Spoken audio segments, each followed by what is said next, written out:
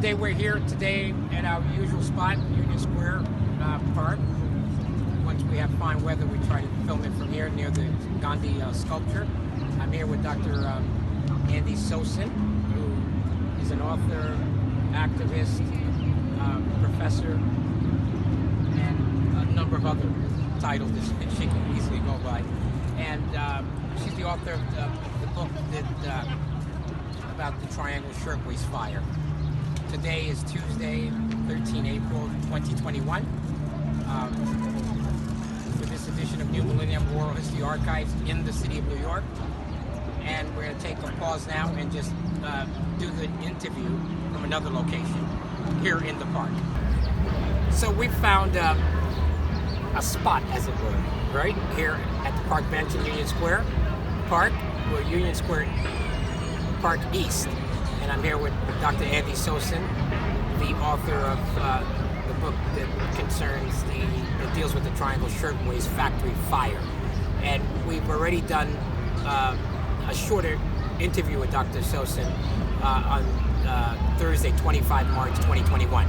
So this is hopefully a kind of this will add footnote ballast to what we did already. So this is a sort of supplement to that edition of the oral history. So Dr. Sosin, you have the floor. Good afternoon.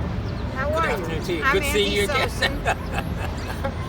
I am a retired professor of teacher education from Adelphi University, and while I was there, I worked with colleagues and with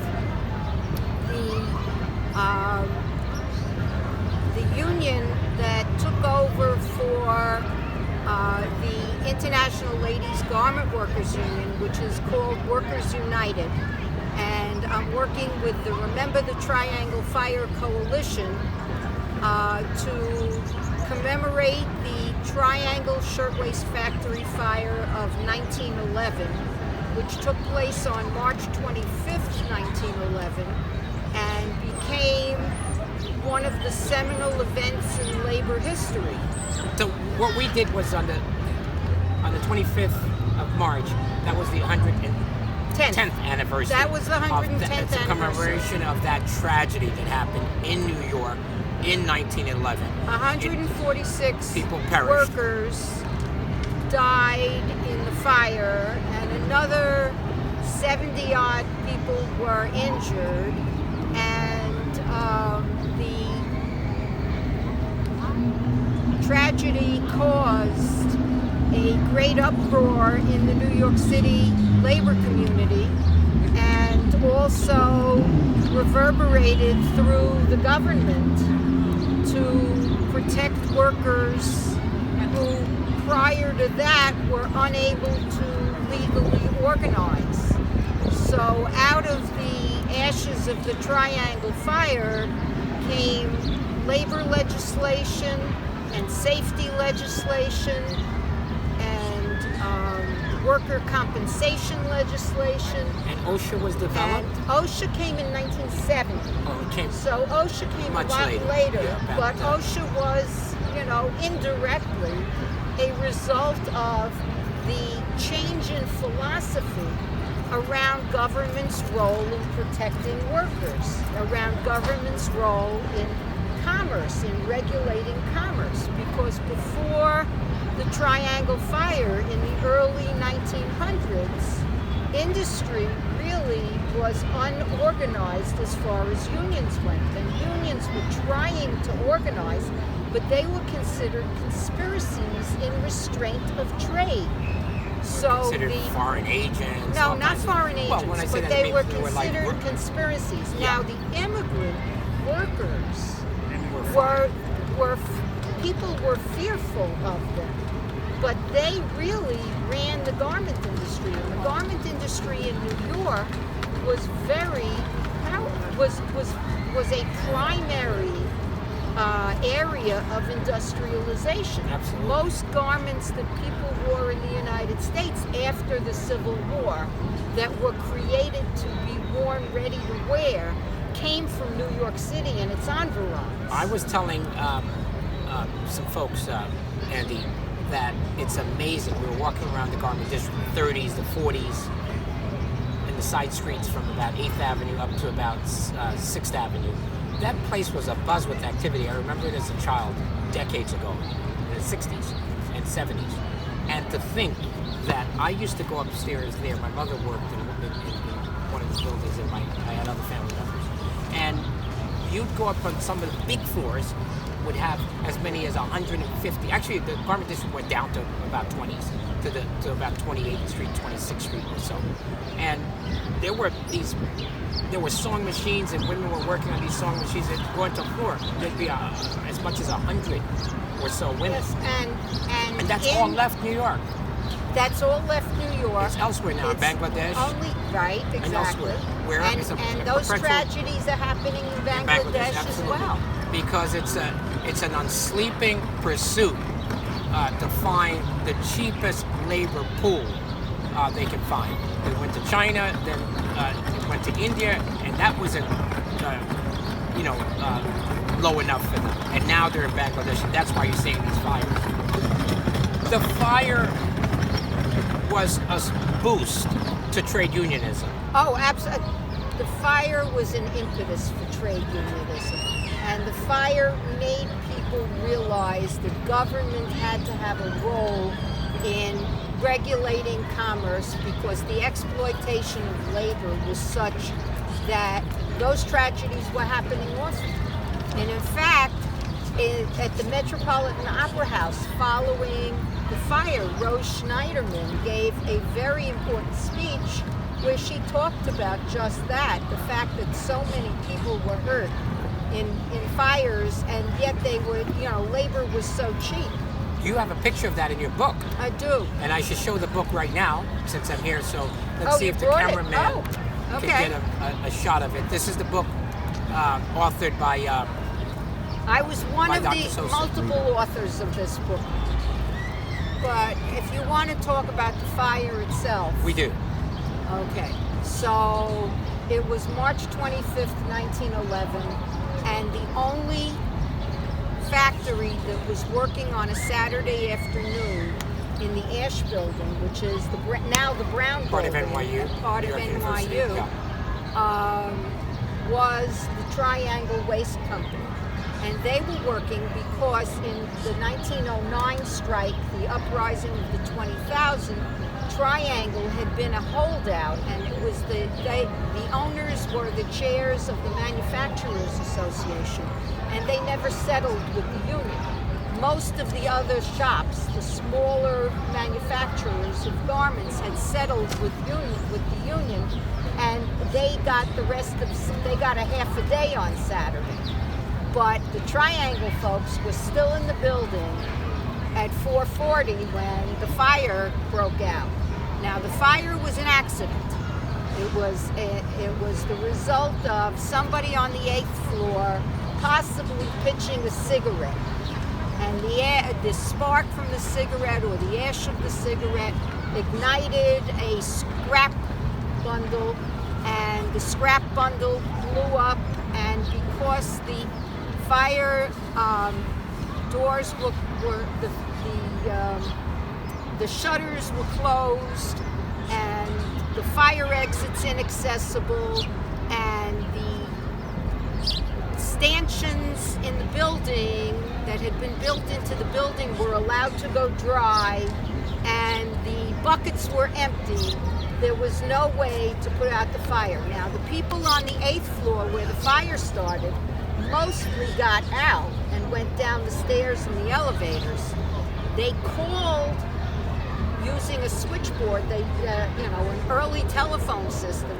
They called the 10th floor where the sales offices were, and the owners had their offices, and the customers went, and those people got alerted to the fire and were able to get out over the roof. Right.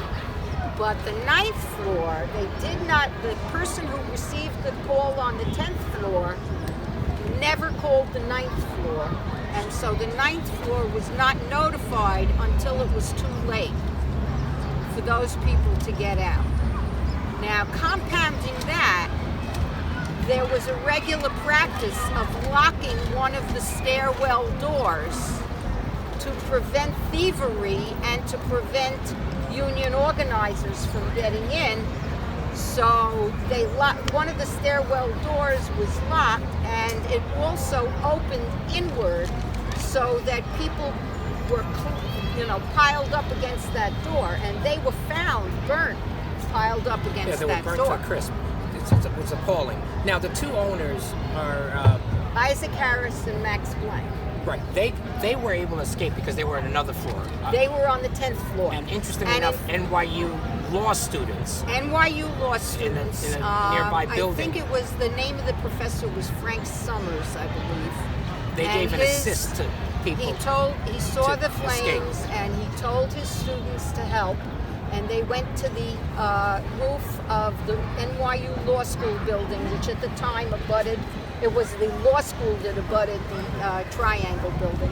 And supposedly there were painter's ladders left on the roof that they used to climb from one roof to another. How fortuitous. So, unbelievable.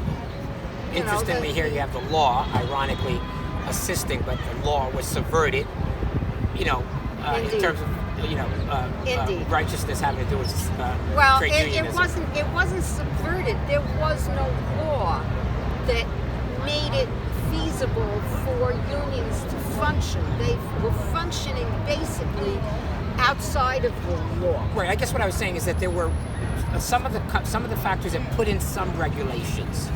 The factories themselves were the ones who dealt with the union. There was no collective bargaining law at the time.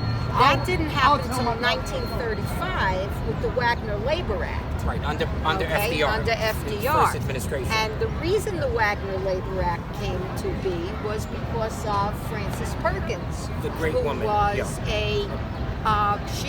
she actually saw the fire. She was a sociologist. And in fact, she worked for Delphi University for a while as a sociology professor. She witnessed the fire, and she witnessed the fire firsthand because the story goes that she was having tea on Washington Square North with a friend, and they heard the fire engines, the horse-drawn fire engines coming down Fifth Avenue.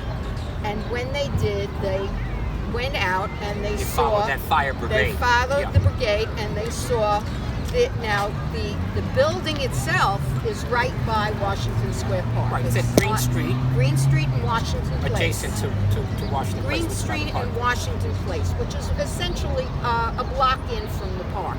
Right. And so she actually witnessed people jumping from the 9th floor, and was so scarred by that experience that she vowed that she would make changes. So she became a lobbyist, basically, in the New York State legislature, and she convinced Al Smith, who was he wasn't governor at the time. He was the head of the assembly, and he was the head of the state assembly. So he was the assembly leader, and later governor. And Senator Robert Wagner, who was the head of the New York State Senate.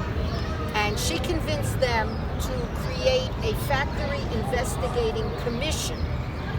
And this factory investigating commission went all over New York State and got the legislators to actually crawl through the holes and find the places and go up and down the ladders in bakeries, in laundries, in dress shops. It must have been so extensive. It was extensive, and it took a number of years, but it ended up in about, I think it was 36 laws. Don't hold me to that. Could have been 33 to 36, yeah. 32, I think. But these laws came out to protect workers and protect their safety. It regulated hours, it regulated child labor, it regulated being close to toxic materials, all the things that ultimately then got written into OSHA. Right. Also, which is the occupational the federal agency Occupational that came in the Safety and 70s. Health Yeah. Administration. Now, can I just ask you, because this is really important, we want people to get the details of it. There was child laborers, like underage people were working up until the 30s in New The York? youngest victims in Triangle are 14 years old. Right. Okay, Kate Leone was 14 years old, the youngest victim. There is evidence, but it's not hard evidence, that there were even younger children Than 14. that were routinely employed in garment district, garment factories at that time. But there's no hard evidence from Triangle. So, And we're not just talking about the garment district alone. We're talking about in other labor. all these factories. Yeah. All And these in factories. mining, possibly. Oh, well, mining for sure. But when we're talking Triangle, we're talking about what came out of New York City. We're talking about younger kids basically employed in all sorts of ways. I mean, the newsies. They were 8 years old, 10 years old. I mean, The newsboys, the ones who sold the tabloids. Yeah. They made a Disney musical about them. Unbelievable. So these children because they were working, obviously they didn't have a chance. Their educational opportunities were limited. Yeah, and you'd have to talk about compulsory subverted, education and all those laws that came in, and roughly around the same early 1900s. Early 1900s was the movement for 1850-60 was the movement for compulsory education. John Dewey was working in the 1900s in progressive education. I mean, you could talk about those things, but So really a lot of that came gets through the away- progressive A lot of the these progressive things era, came through 1880s. progressive legislation, and ending child labor was one of those things that really got codified in the New Deal. So those 33 or 32 to 36 pieces of legislation, I'm trying to understand. It was initiated in the New York State Assembly, and then the later codification of some of the other laws came under when FDR arrived in 33, in March of 33, right?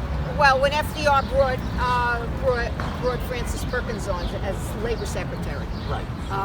But it was already codified in New York State and other states because by the late teens and early 20s, the Factory Investigating Commission had already made its report, and that legislation had been drafted. So. Now, most people don't know too much about the survivors because the emphasis, and understandably and quite rightly so, is on those who perished. That number, the tally of that number is 146. Correct.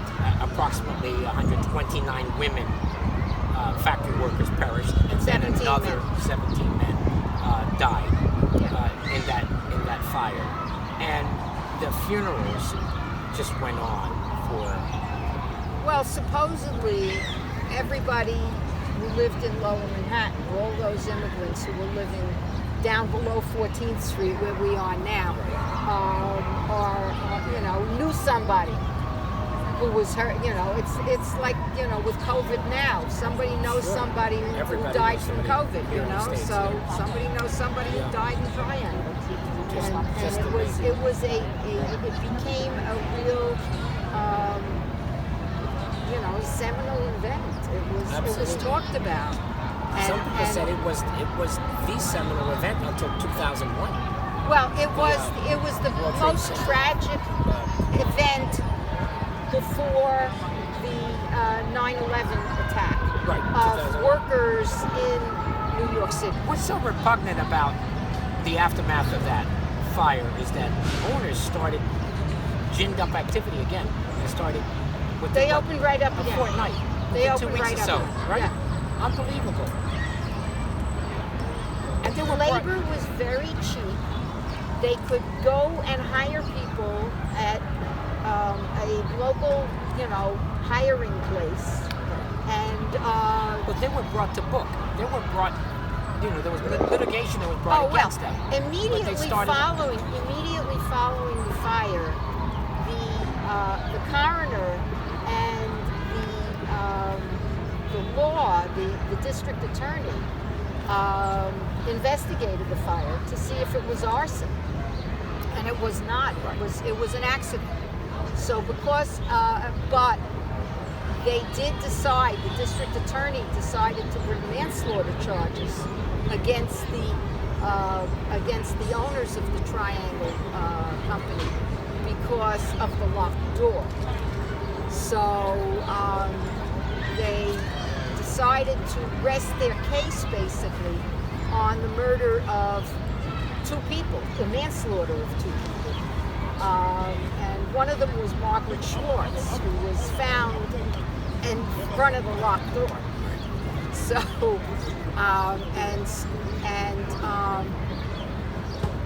the owners hired a very competent attorney named Max Stoyer to defend them. And what he did was he insinuated to the jury and to the judge that the defense witnesses had been coached by the prosecution, by the district attorney. These were immigrant women who spoke Italian or who spoke Yiddish. Yes. And were not fluent in English, and they basically repeated the same thing. Yes. So you were saying, and I just wanted to again emphasize the brazenness of I'm not trying to contemporize those owners and sort of, whatever sensibilities that was in operation then.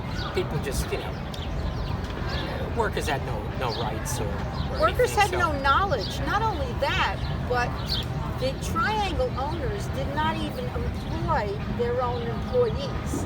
They employed subcontractors who went out and got those employees. So we really have no count of how many employees were in the factory. Like, we have a rough count. It would have been about 500 people. But, at the time of the fire. But to say exactly, we don't know, because they employed subcontractors, and so they paid the subcontractors who paid the workers.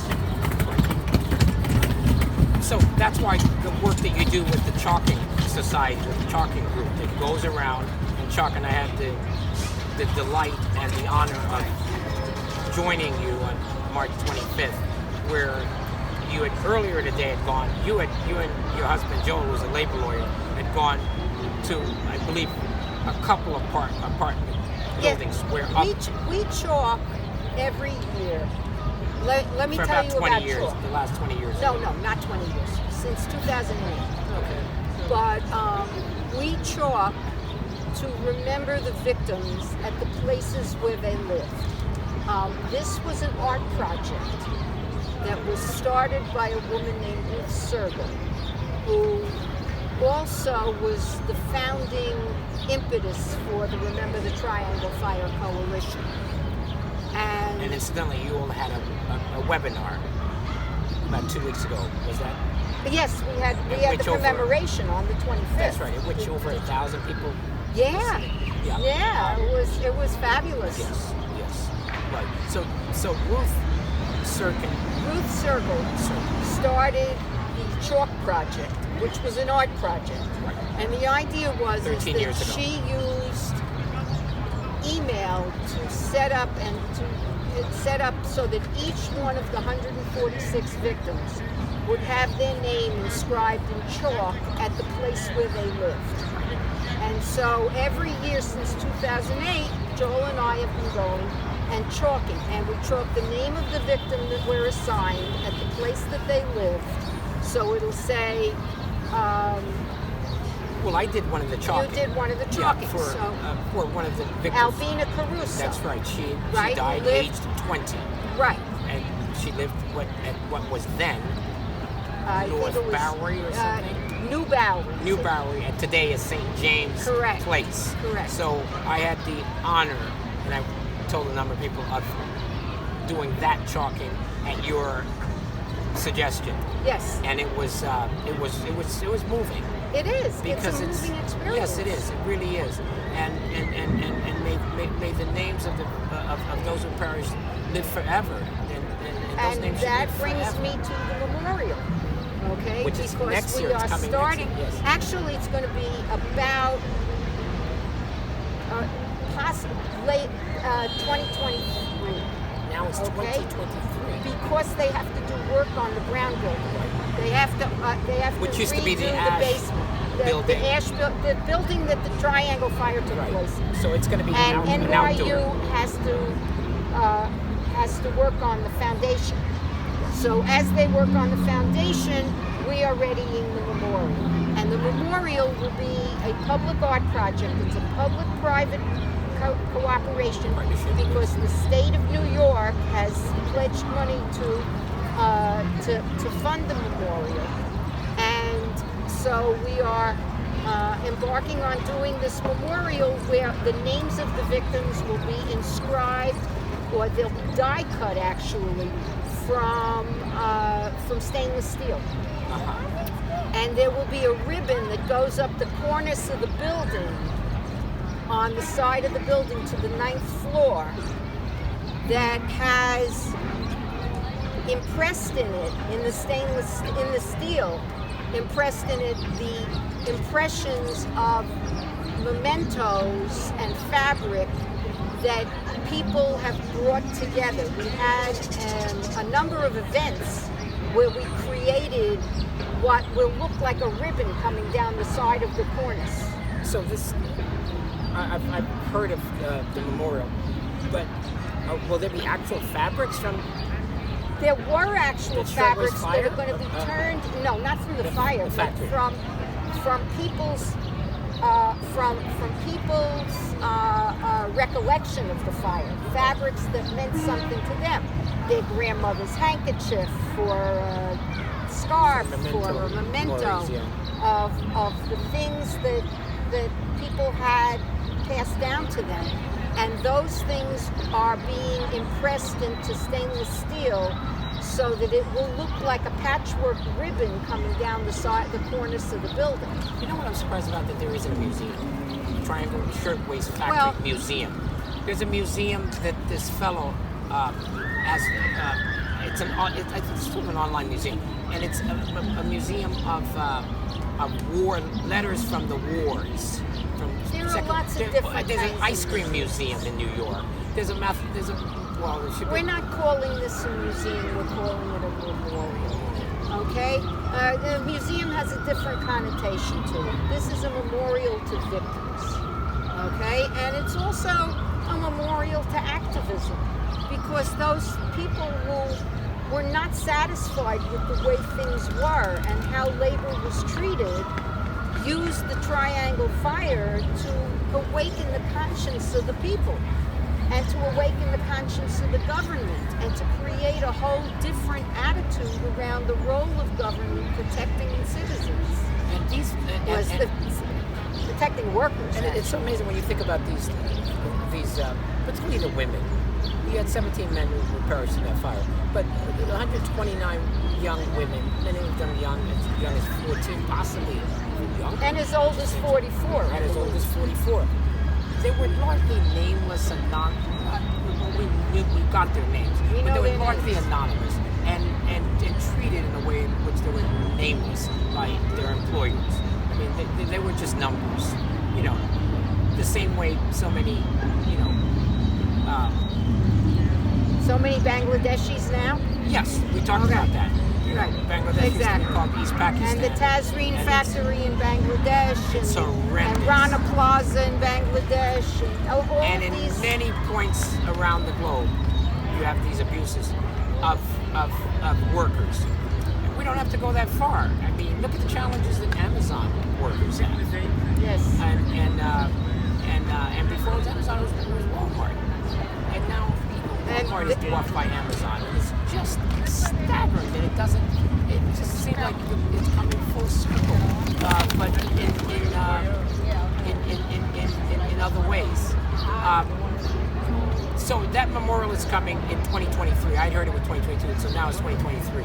It's when the NYU finishes its vault work, and they don't know that yet. Right. What world do you think was created after this fire? I mean, we live in the world now, but there were improvements. Necessarily, there were improvements. Of course, there were improvements, and there were also improvements in technology and improvements in, in all these areas, the transportation and all the areas that we talk about now. And the interesting thing about garment work, though, is that garment work is much like it used to be. They still have sewing machines on the floor and doing things in cutting and then sewing and then finishing and wrapping. It's very much the same operation, except it's being done in other countries. I saw this in the late 60s and the 70s when I was down in the garment district as a child. I used to go after school to meet my mother. She was working down there. And you'd go onto floors. As I said, there were huge amounts of sewing machine. People were doing work. I'm sure it wasn't in the kind of, but you saw these garments stacked up like fabrics that was, pieces of garments that were, they made the dresses and so on, and then you had all these fabrics that they were stacked up. I'm surprised that fire that happened in 1911, there weren't more of those things in the run-up to 1911. There were many. Not only that, but there were also collapses. The Pemberton Mill collapsed in Massachusetts. I think it's Massachusetts. There was a fire in Newark the November before. A major fire in Newark at a garment industry, a garment house in Newark. And the fire chief at the time, who was named Croker, warned the manufacturers, and the manufacturers who were led, I told you the Manufacturers Association was led by Blank and Harris. Well, they contested the fact that the fire chief wanted to put sprinklers into the buildings. So they contested the regulation for sprinklers, and no sprinklers were in the Ash building in the Triangle portion anyway. So that did not happen till after the fire, and Ash put in sprinklers and corrected it. It's just afterwards. amazing when you look back and you think about that. The same thing you think with the extraordinary work that Ralph Nader's done with reforming the automotive industry. All those needless deaths that took place, and you think that people resisted, all sorts of features in a car, in an automobile, that were able to save lives. And people said, no, we can't. The manufacturers didn't want the additional cost. I don't know about it, tell you the truth. But it's just amazing. I don't know. Now we accept all of these safety features as requisite, as necessary for operating, let's say, a vehicle like an automobile. But it's just amazing when you look back. What would you say to those who were involved in activism, and of course here in the States as well, but around trade unionism in these poorer countries such as Bangladesh and places in Africa and even in Latin America and in Mexico? What would I say to them? Let's put it this way. We are working with Workers United, okay? They are the successor union to the ILGWU. And that ILGW, would you tell people, is the International Ladies Workers Garment Union? Ladies Garment Workers Union. But they have relationships with the International Labor Organization, with the Bangladeshi Workers Federation. We've met the people at Remember the Triangle Fire Coalition have met and worked with people from Bangladesh and in other countries, from people in Central America and the maquiladora, people who are trying to represent people who work in the maquiladoras. Those efforts go on. They are hard to do, and they are also hard to negotiate. There is right now an accord between the companies that make the garments and the companies that own the factories in Bangladesh. So they are working hard to try to make that accord work, and so that the workers don't have their wages stolen, don't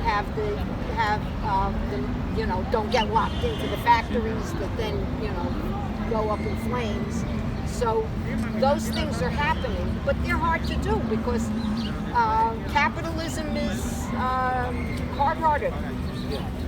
Okay. So we're coming to a close because I think we've exhausted Andi in a series of interviews that we did. There's so much we could do, about 100 hours on that fire and the aftermath. But just before we go, there was just another question I was going to ask you. What happened to the owners of that factory and their families? They were acquitted. Okay, that's the first thing. That's the most important thing, was they were acquitted of manslaughter. Approximately 23, I think, of the families of the people who were killed sued them for damages. And so their insurance company paid those 23 families, I believe, $75 a person. Oh my goodness. Well, that was more money at that time, but still $75 a person for a lost life, but it was only for those 23 odd people. The other thing is that they tried to reopen. They never really got back the ability to run a major factory again. People didn't want to take their money. I mean, the Jewish Forward rejected the check. They didn't want to advertise That's right. for them. And you have a photo of that. We have in your a book. photo of that in the book. That's right. It was a $250 ad. Yeah, the something Jewish like Forward that. said we will Rejected not it. take that. Yeah. And the outcome of that, I mean, Blank moved to California. Harris, I think, stayed in New York and tried to do more garment industry business. But it was... Did any of their family, the descendants? Well, their descendants are involved in the Remember the Triangle Fire Coalition and in efforts to memorialize people. If you saw the HBO movie that HBO collaborated with us on the book, Triangle Remembering the Fire, they interviewed the descendants of those people, and some of them, both survivors and victims, and some of them were descendants of the owners. So, and PBS did a separate PBS did a separate thing, American Experience, yeah. Well, Andi, thank you so much for your time, and Joel has been by your side, and he even did some camera work the first time out. Is there anything you want to say or direct anybody's attention to about some of the work that you're doing, or about signing up for the chalking? Okay, and please if tell you the go audience. to rememberthetrianglefire.org is the website for the Remember the Triangle Fire Coalition, and that's really, if you go to that, it's got everything on it. So thank you very much. Thank you very much, and this was another edition of an interview for New Millennium Oral History Archives in the city of New York, and we thank Andi, who's a New Yorker, as so many of us are. I wasn't born here, but I'm a New Yorker, been here since I was 8 years old, and thank you very much, Andi. Have a good evening.